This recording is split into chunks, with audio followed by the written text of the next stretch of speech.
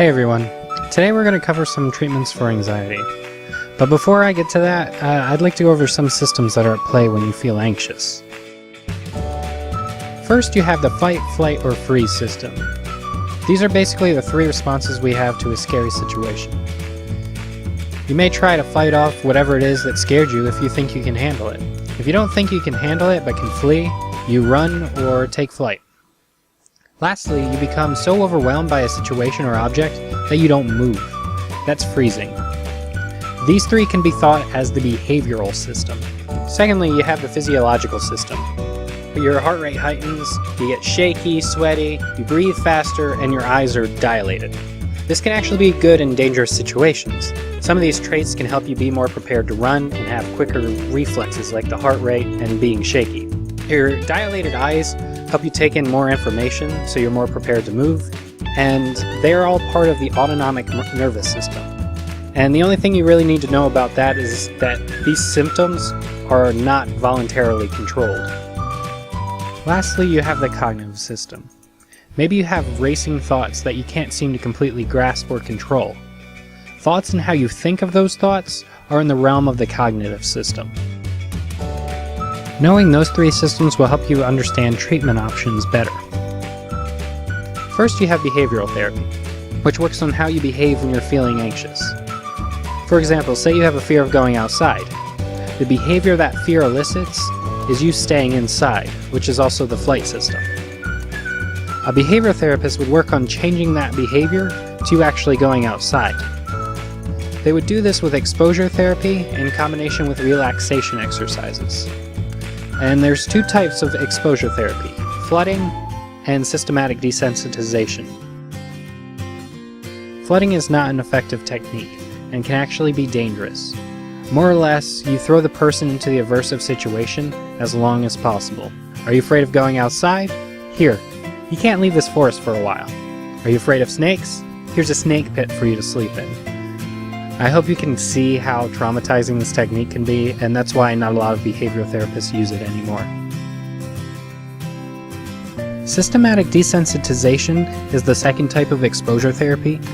You teach the client relaxation techniques and have them build a hierarchy of their fears. So, with being afraid of going outside, it would look slightly like this. They might open the door for 5 minutes, then a few weeks later build up the strength to take a step outside, then a few weeks later they'd walk out to the curb, to the end of the neighborhood, and so on, each time employing the relaxation technique when they got scared. This would go on for months until the person was no longer distressed to the point that it was interfering with their lives. The second treatment option is medication or psychopharmacology. First, you have selective serotonin reuptake inhibitors or SSRIs, which help regulate the serotonin in your brain. A lot of the time, psychiatrists will use benzodiazepines and beta blockers, which reduce the physical symptoms of anxiety. Antidepressants are also used. There's also several drugs that enhance GABA's function, and GABA is just something that inhibits over-arousal, which is what anxiety is. All of these drugs work on the physiological system, and either deafen the physical symptoms or work in the brain to help the chemical symptoms. Another way to assist with the physical symptoms are relaxation exercises.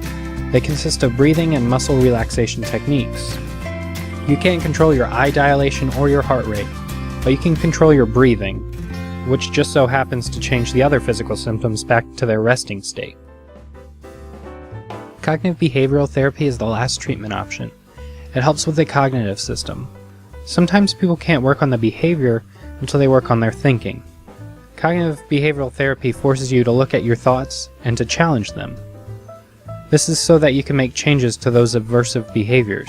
For example, you're afraid of going outside because of all the germs out there. A CBT therapist would work on helping you challenge that unrealistic thought through questioning. What reason are you so afraid of those germs? If it's because you're afraid you'll die, what evidence do you have that going outside will kill you? Yes, people die out there, but how many people go outside and don't get sick? And how about the fact that not exposing yourself to those milder germs can cause you to be more vulnerable to more serious ones? Stuff like that. And after teaching you how to question those beliefs that impede progress, you'll learn those behavioral techniques I told you about earlier, like systematic desensitization. Today we looked at the 3 systems' anxiety effects, and how various treatments can help get those systems back to normal and combat anxiety. Next time we'll look into things that you can do to help anxiety and worry. If you have any experiences with these treatments, share them in the comments section. Thanks for watching, and hit that subscribe button if you want more content like this. I appreciate you all. Have a good day.